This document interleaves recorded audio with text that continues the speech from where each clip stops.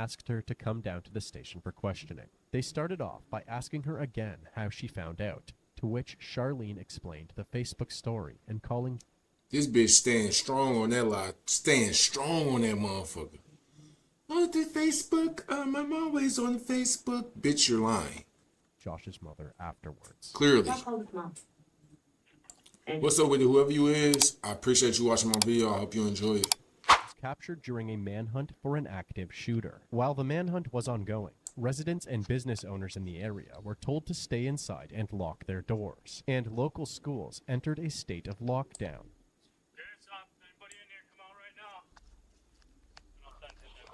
The cause for this manhunt was a shooting that occurred just moments earlier in a quiet neighborhood in Sodus, New York. When police interviewed the resident who lived directly next door to the shooting, they were able to gain insight into the moments leading up to the call. As Tiffany Thayer was grabbing some gummy bears for her 2-year-old, Tiffany took a peek out of her kitchen window and saw her neighbor Josh Niles leaning against his truck. He was having a fervent conversation with someone Tiffany was unfamiliar with. In this exact moment, Josh's girlfriend, Amber Washburn, was pulling into the driveway. As Tiffany reached for the gummy bears, she heard loud gunshots. That jolted her back to the kitchen window. Now Josh was gripping his chest and falling to the ground, while Amber put her vehicle in reverse as an attempt to escape the shooter.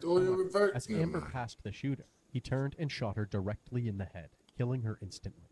The car, which was no longer being operated, but was still in reverse, ended up in another neighbor's driveway across the street. As this happened, Josh was injured but still alive. Tiffany could hear him calling out in anguish as he watched Amber be executed. This was followed by more gunshots. What? Then, silence.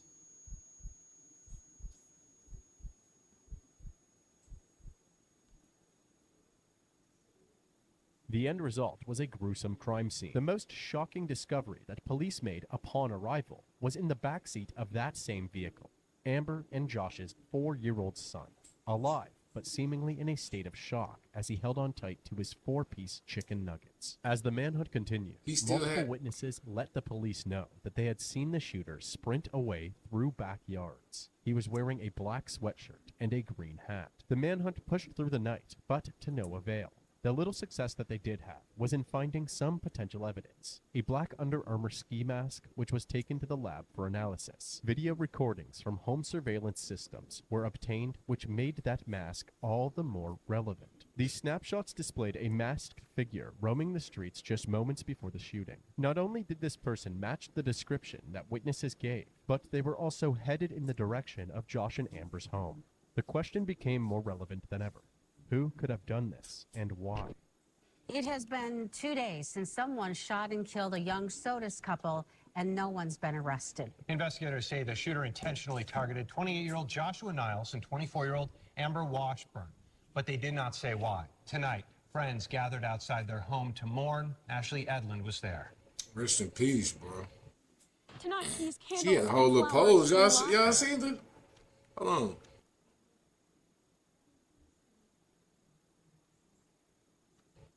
Tonight, these candles and flowers line the sidewalk in front of Josh and Amber's home.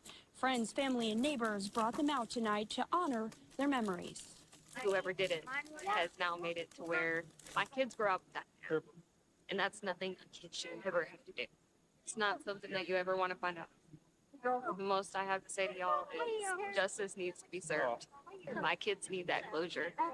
This is Charlene Childers. About a decade earlier, Josh and Charlene had 2 children, Gabby and Bentley Niles. When detectives spoke with Charlene over the phone, she seemed to have a slew of complaints about Josh's behavior during their past relationship, including that he would sometimes have violent outbursts. These violent outbursts led to Charlene frequently calling 911, and after Charlene accused Josh of trying to choke her, Josh was arrested and charged with unlawful imprisonment. He ultimately pled guilty to these charges. The constant discourse between the two resulted in a separation, and they were forced to reach a custody agreement. The agreement allowed Josh to take care of the children during the summer months. As Josh moved on to his new girlfriend Amber, Charlene had met and married a man named Tim Dean. The two had worked together at the Dumas, Texas Police Department. Charlene as an animal control officer, and Tim as a sergeant. This Timmy- was before Sergeant he began working Timmy D. as the chief of police for Sunray Police Department. Tim also had his own 3-year-old daughter from a previous marriage who lived with him and Charlene at the time. Soon after their wedding, Tim's charming qualities were overshadowed by a darker side. His ill behavior came to a climax when he physically abused his Hold on. daughter, slapping her in the face. Little Sergeant Chief Timmy D did it? did he know, Charlene had recorded this incident and posted it on Facebook. Charlene's friends quickly notified the police, and an investigation was launched. Oh, A yeah, few days Chief. later, Dean was charged with felony child abuse, and when Josh found out that his children were living under the same roof as a child abuser, Can you please just hear me out? No, all work management platforms are the same. Monday.com is the one you'll actually love. he immediately filed for custody. This was quickly granted, and Charlene was no longer allowed to watch over her children. At this point, Charlene made the decision to divorce Tim in order to regain joint custody of her children. This happened sure. just months before the shooting. The For tension sure. between Josh, Charlene, and Tim stood out to the investigators, and they now believed that they had their two main persons of interest. Timmy Phone D. records made Charlene easy to rule out, since her first phone call with detectives placed her in Texas immediately after the shooting. This was about 1,600 miles and a 24-hour drive away. Know where That that nigga brings was us at. to Tim. Theoretically, it would make more sense for Tim to be the shooter. Charlene was leaving him to regain custody of her children. But if Josh and Amber were dead, the court may have had no choice but to give them back to Charlene, potentially saving the marriage. However, in order to substantiate this theory, it was crucial for the investigators to figure out Tim's whereabouts leading up to the murders. After obtaining a warrant for Tim's phone records, they discovered that 2 days before the murders, he was not home in Texas, but he had actually placed a 911 call 400 miles away in Emporia, Kansas. The reason for the call was that Tim had wrecked his car and was sitting in a ditch on the side of a country road. What you are about to see is the body cam footage from this incident, recorded by Deputy Corey Nicolette of the Lyon County's Sheriff's Office. What happened? Well, try to turn around. Okay, got your license and paperwork for this thing? It's a damn rental car. Mm-hmm. Got your Yeah. rental agreement? Yeah. You want to jump in here with me real quick? Okay, jump in the front passenger seat. Tim proceeded to tell the officer that he had attempted and failed a U-turn while looking for a gas station, which only resulted in getting stuck. And you tried to turn I around? had to turn around right here and it, So you just made a big flip around? yeah. Yeah, we don't really do that around here. As you see why. Yeah. Honestly, man, I was just driving. My whole life has kind of gone lately. More or less living out of my car. Damn, That's how you Timmy get D. oil? I still work. Just off this weekend. You didn't want to take your car? My car started acting up on it. Oh. So you're just driving around Kansas from Texas, huh? Yeah. So where's your wife? She's at home. Thought you said you didn't have a home. Well, we have a pending divorce and all that fun stuff. Yeah, that's mine. Pending divorce, huh? Is that why you're out driving around instead of at home? Yes, sir. That bad, huh? Yeah. Yeah, nigga, fuck is you talking about? So where are you gonna go? Well, I've got a family friend that I was gonna go see, but Where's that at? it's all the way up in New York. Who's Bowler Brown? He's a buddy of mine. Yeah, that's gonna cause you more problems than anything. So he rented the car for you? Yeah, because I was stuck at work. I wasn't gonna make it in time. I'm not looking forward to that phone call. He'd have had a better day had it been normal. The agencies involved in Josh and Amber's case were able to obtain this footage from Deputy Nicolette's body cam, but they still weren't done building their timeline. Now part of the investigation, Nicolette backtracked to where Tim had gone after the encounter on the side of the road, K&S East Side Service Center. The crew there had helped Tim unload his belongings from the wrecked rental car and were willing to give their perspective to the police. Thanks for coming in on your day off. You're welcome. Appreciate it. The tote, when I opened it up, it was magazines with ammo and a Big magazines or little magazines? big ones, a AR style, like miniature rifle. That's when I saw ARP. the shotgun under the tote, grabbed the shotgun, and I saw a sport vest And, With pouches or something. Um, I don't remember if there was pouches, but it was all black. Did he come in the shop? Yeah. We should have video of him in the shop. Do you? You should have. We got camera right there. When Tim was done unloading his arsenal from the rental car, he then called an Uber. The police then also followed up with the driver at her day job. You know, he warned me. He goes, "It's a shotgun. Is that a problem?" I said, "Is it loaded?" He said, "No." I said, "Well, then that's fine." I don't, I'm not scared of guns. And that's the last you saw him was at Motel 6. The last Big I saw dog. him. She then dropped Tim off. at Nigga, a I'm local Ubering, Motel nigga. 6. The fuck is you talking Deputy about? Nicolette I got presumed a Tim gun. had rented another car after staying the She night ain't at no the Motel rookie. 6. So he went to the local enterprise to chat with the employees there. So you know who I'm talking about? I have an idea, yeah. He walked in, and then I told him that he couldn't rent because he just had cash on him. And he was really upset about that, and he just left. While Tim wasn't successful with this rental car agency, that didn't stop him from going to others nearby. He was somehow able to rent a car from the airport, and the vehicle he borrowed can be seen in these surveillance photos headed in the direction of upstate New York. At this point, law enforcement was satisfied with the amount of evidence that they had against Tim, and so they finally decided to confront him and arrest him. They Hell placed yeah. explosives on his front door and blew it away. Tim soon came walking out with his hands up and was apprehended. They brought Tim down What? to the station for questioning. Nigga, what? They blew his door up. They wasn't playing with this nigga, bro. They blew the door off the hinges. To get. I don't think I ever heard that one, cuz. Yeah, holler, she is good water too. The first thing that they wanted to know was how well Tim knew Josh and Amber. Had you ever met him in person? I'd been there when he'd come to get the kids. How did she react? Was this in custody? Obviously not well. Like anybody else? Yeah. I mean, she's never not had the kid. She blame you? Probably. Of course. Do you think he'd get her kid? He'd get her back? I know there's no getting her back. There hasn't I been. mean, in your mind, is that a possibility? You thought maybe this would help get her back and you're trying to state and stuff? I mean, It's done. It's been done. There's no getting her back. So what you do it for I then? accepted that. That's why I've been in the state of mind. is it true you hated Josh? I've never even met the man. They then revealed to Tim that they knew he had driven to upstate New York around the time of the murders, but the detectives just wanted the truth about why. I was originally gonna go see her uncle. See if I could talk to him and get him to talk some sense into her and maybe get her to ride this thing out with me. So you was trying to get back with her, Where are cuz. you gonna go? Well, I've got a family friend that I was gonna go see, but 422. Where's that at? it's all the way up in New York.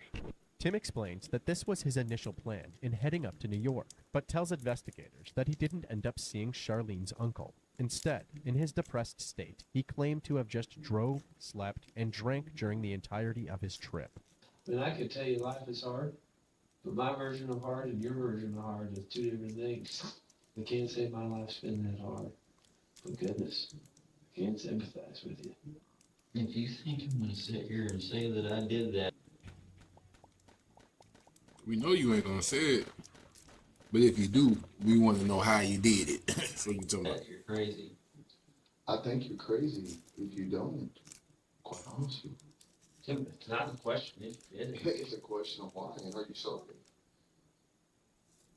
Do you think these 5 different detectives from New York drove down here for no reason? To play with your I ass? knew why the FBI's here. What happens when you drive to commit a crime? You get charged every state I didn't that you went through, nigga. And you're not a monster, man. You have up, there's no doubt about it. But there can be redemption in life, and there really can. What you're showing me right now is it You're a good person. and not only that, you were a good cop at some times, right? I mean, we all screw up in life, but there's a path to redemption and everything else too. Are you sorry Amber and Josh got killed? He all up Do in you hear his what I'm shit. saying? I hear what you're saying. Are you sorry they got killed? I'm not saying you killed them. Are you sorry they got Sorry they killed? got killed. Can you say their names? Josh and Amber. Say, I'm sorry Josh and Amber got killed. Not that you did it. No, you didn't. You're saying it in parts. You can't even, I'm not, because you can't. I'm not playing your talking about games. being sodas and everything. I mean, that's no doubt. You're saying that, but you didn't do it. Who's gonna believe that? I didn't do what they took my chances, I guess. I've never been in the presence of a bigger coward. Unfortunately for the investigators, Tim would not confess and continued to proclaim his innocence. However, this wasn't the only person in Texas Take that that the shit to police trial. wanted to talk Take that to. shit to trial. This is Braun Bolar. Braun had served 11 years as a Texas cop, most recently at the Sunray Police Department, after Tim had lost his job. The two were actually close friends, and when Tim wanted to drive to New York but was stuck at work, Braun picked up the rental himself and put it under his name. Following Tim's interrogation, they called Braun for his own interview. You like police work? Yes, done it for 7 years. They dove headfirst into the questions about Tim. They first asked why Braun had helped him with the rental. His credit cards are maxed out, Yeah. and he's 2 months behind. Yeah, he told me, hey, I need a vehicle for the weekend. Well, okay, not a problem. Did you question what he's doing up in Kansas? At first, no, because I thought he just had to go up there for a Frito-Lay. Yeah. I was like, okay. I took it at face value. And was like, okay, hey, are you okay? That's the main thing. He goes, yeah, I'm good. But the car's pretty effed up, excuse my language. And I was like, okay, we got insurance, we'll get it fixed. Dean never mentioned that he was gonna go on a road trip, he was gonna go to New York, he was gonna go anywhere, he was just gonna use that car, a rental car, locally. Yes, sir. So if I were to ask you, are you lying about knowing that Dean was taking that rental car to New York, what would you say? I'm saying no. Okay, that's the truth, right? Yes, sir. Okay. Braun said that he felt a lot of sympathy for Tim and trusted him enough to help him out with the rental without questioning his intentions. That was Well, it took me 10 minutes to roll that up, bro. until the phone call came in about Tim wrecking the rental car up in Kansas. The investigators then asked Braun if he would be willing to take a polygraph test, to which he agreed. Cooperative as he was, Braun failed the polygraph miserably, and more questioning followed. You failed that question, okay? Braun has a decision to make, whether he wants to be a good witness or he wants to be charged in conspiracy to commit 2 murders. You definitely don't want that. So you're saying you overheard Dean say, what? Ever's gonna die. Ever's gonna die? He's going up there to kill him. He said he was gonna go up there to kill him. Yes, sir. So the plan was laid in then, that you rent the car, not in his name, so he would. So when they say efforts, or he saying motherfuckers? What y'all think? Comment down below. Let me know if y'all think that's what. Yes, I'll be down. You're very important witness, bro. I'll walk you out here. Braun was allowed to go home following this interview. However, the police chief for Sunray PD, his own workplace, followed him home to keep an eye on him while they obtained an arrest warrant. Once the warrant was ready, Braun was immediately detained. Law enforcement now had the alleged shooter and his accomplice detained. However, this investigation wasn't over. Detectives decided to backtrack to the one and only Charlene. While she definitely wasn't the shooter, and wasn't in New York at the time of the murders, they wanted to know whether she was involved at all. A big reason for the lingering suspicion surrounding her was during one of her phone calls with the police early on in the investigation. She stated that she learned of Josh's death through a Facebook post. The post didn't reveal the names of the victims, but Charlene knew it was Josh and Amber since a photo revealed the address and street name of the crime scene. However, this was a lie.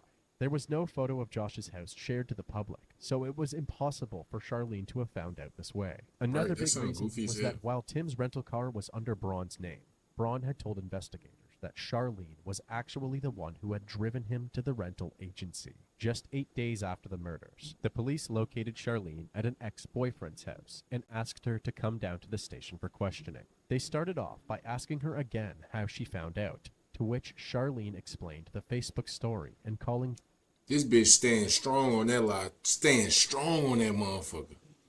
Oh, the Facebook. I'm always on Facebook. Bitch, you're lying. Josh's mother afterwards. Clearly. I called his mom.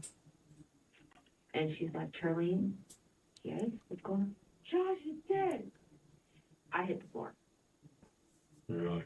What the hell is going on? Yeah. Like, it still feels like a horrible bad dream. Right. How, who, why? That's what I want to know. It make perfect sense because the only reason why she got the divorce was so she can get her kids. You feel me?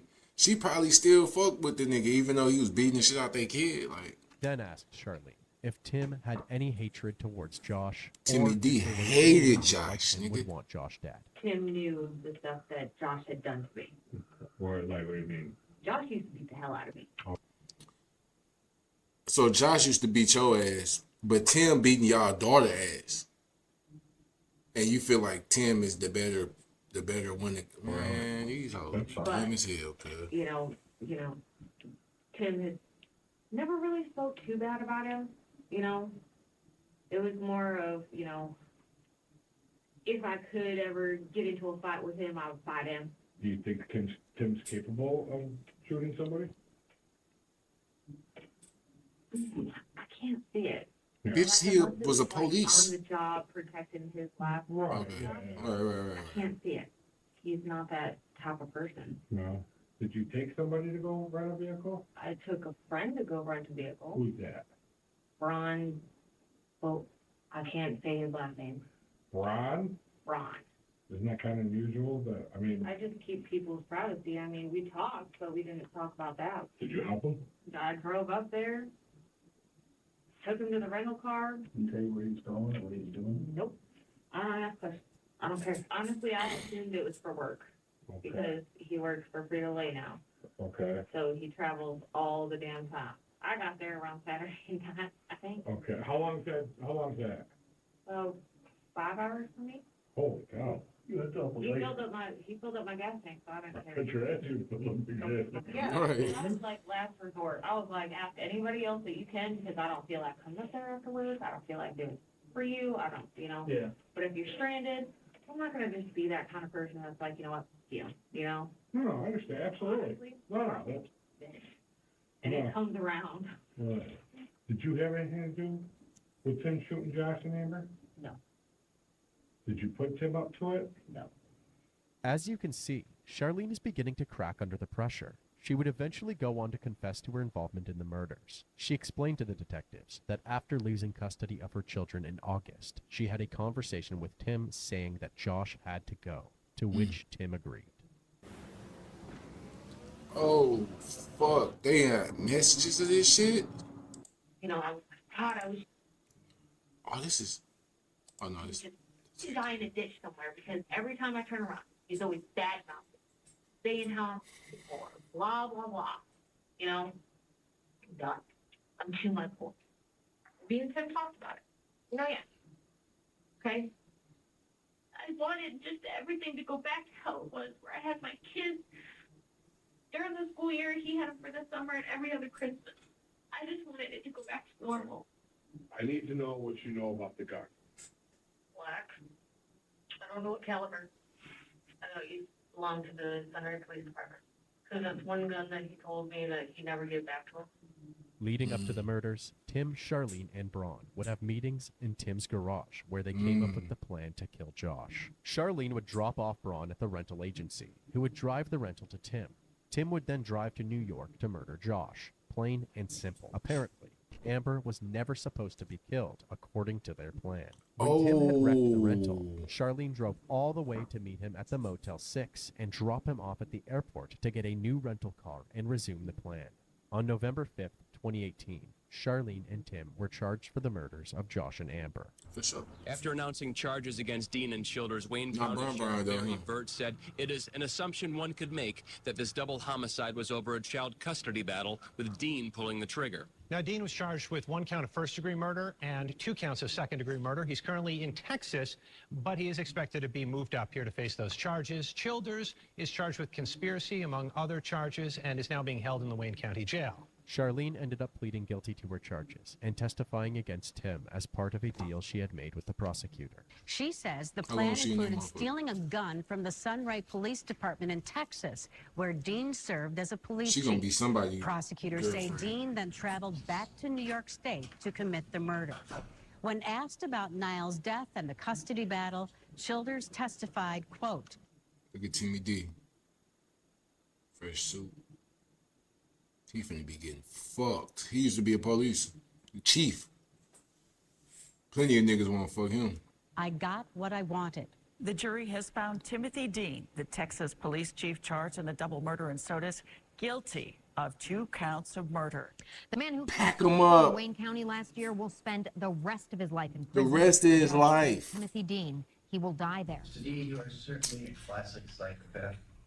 You've never shown one bit of emotion in this courtroom, not once of guilt or remorse.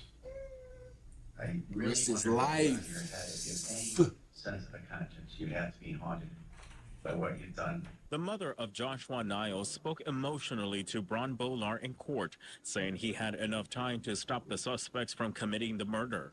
You had plenty of time to stop them. You were a police officer. You were supposed to protect and serve. Amber Wash. Hold on, don't try to put that on Brian though. Brian ain't even do that much. He ain't even do that much stuff. Washburn's parents also stood in front of Bolar but were too emotional to address him. The prosecutor read a letter on their behalf. You destroyed several people's lives. Gabriella Niles, Bentley Niles, and Joshua Niles Jr. all lost their father. And Joshua Jr. also lost his mother as well. Bolar was charged and pleaded guilty to conspiracy to commit murder after investigators say he helped Timothy Dean Don't give him more than rent 10. a car which he used to drive from Texas to Sodus to kill the couple. Comment right now what y'all think they're gonna give Bolar. They just gave Timmy D life. Timmy D got life. We don't even know what Charlene got yet. But I'm pretty sure, I hope that they don't give him more than 10, cause like he ain't had nothing to do with this shit. He just was trying to help his partner out a little bit, man. You know what I'm saying?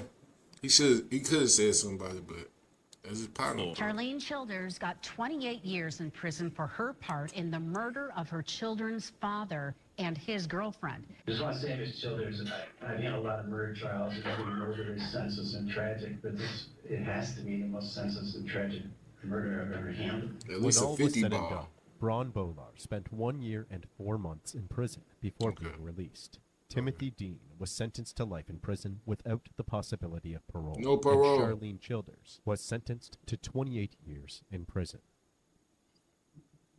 They cooked.